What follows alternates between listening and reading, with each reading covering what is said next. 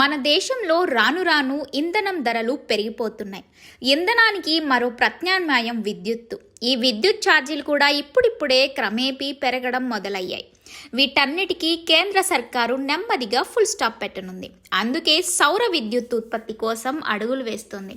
అయితే దీనిని ప్రభుత్వం నేరుగా ఉత్పత్తి చేయదు, ప్రజలకే అవకాశాన్ని కల్పిస్తోంది.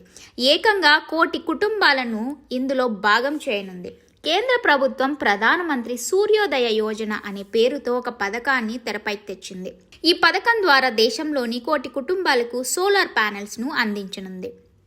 అయోధ్యలో నిర్వహించిన పవిత్రోత్సవం సందర్భంగా ప్రధానమంత్రి నరేంద్ర మోదీ ఈ నిర్ణయాన్ని తీసుకున్నారు. దేశంలోని 1 కోటి కుటుంబాలకు సోలార్ ప్యానెల్స్ అందించడం వల్ల సౌరశక్తిని ఆయా కుటుంబాలు ఉపయోగించుకొని కొంత సౌలభ్యాన్ని పొందగలుగుతున్నారు.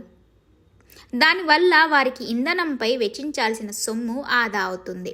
ప్రపంచంలో ఆర్థికంగా పైకి ఎదుగుతున్న వారికి మరికొంత చేయూతనివ్వడం ద్వారా వారు పేదరికం నుండి బయటపడేందుకు వీలవుతుంది. అందుకే కేంద్రం ఈ నిర్ణయం తీసుకున్నట్టు తెలుస్తోంది. ఇక ప్రధానమంత్రి సూర్యోదయ యోజన పథకం ద్వారా ఆయా కుటుంబాల వారికి విద్యుత్ బిల్లు ఆదా అవుతుంది. తద్వారా వారు నేరుగానే లబ్ధి పొందుతున్నట్టు అవుతుంది. అందుకే ఈ పథకంపై ప్రధాని నరేంద్ర మోడీ ప్రత్యేక దృష్టి పెట్టారు. ఈ రూఫ్ టాప్ ఇన్స్టలేషన్కు ఎంకరేజ్ చేయడం వల్ల చాలామంది లబ్ధి పొందేందుకు వీలవుతుంది. ఈ పథకం ద్వారా మిడిల్ క్లాస్ అలాగే లోవర్ మిడిల్ క్లాస్ వారు కరెంటు బిల్లులను ఆదా చేసుకునేందుకు వీలవుతుంది. దీనివల్ల వారికి కొంత మొత్తం మిగిలినట్టు అవుతుంది. దేశవ్యాప్తంగా ఈ రూఫ్ టాప్ సోలార్ సిస్టమ్ను ఉపయోగించుకునే విధంగా ఎక్కువ మందిని ప్రోత్సహించాలని ప్రధానమంత్రి అధికార యంత్రాంగాన్ని ఆదేశించారు. ఇలా ప్రజల్లో అవగాహన కల్పించడం ద్వారా ఎక్కువ మంది ఈ రూఫ్ టాప్ సోలార్ విధానాన్ని ఇన్స్టాల్ చేసుకునే అవకాశం ఉంటుంది.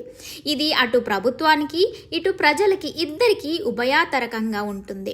ప్రజలకు విద్యుత్ బిల్లు ఆదా అవుతుంది. అంటే పరోక్షంగా ప్రభుత్వం నుండి సప్లై అవుతున్న విద్యుత్ వాడకం తగ్గినట్టే కదా. అందుకే దీనిని ఎక్కువ మందికి చేరువయ్యేలా చేసేందుకు అధికారులు ముమ్మరంగా ప్రయత్నిస్తున్నారు.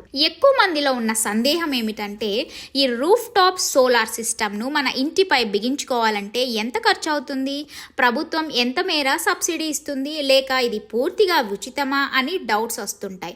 ఇది పూర్తిగా ఉచితమైతే కాదు. దీనికోసం ప్రభుత్వం 40% ఆర్థిక సహాయం అందిస్తుంది.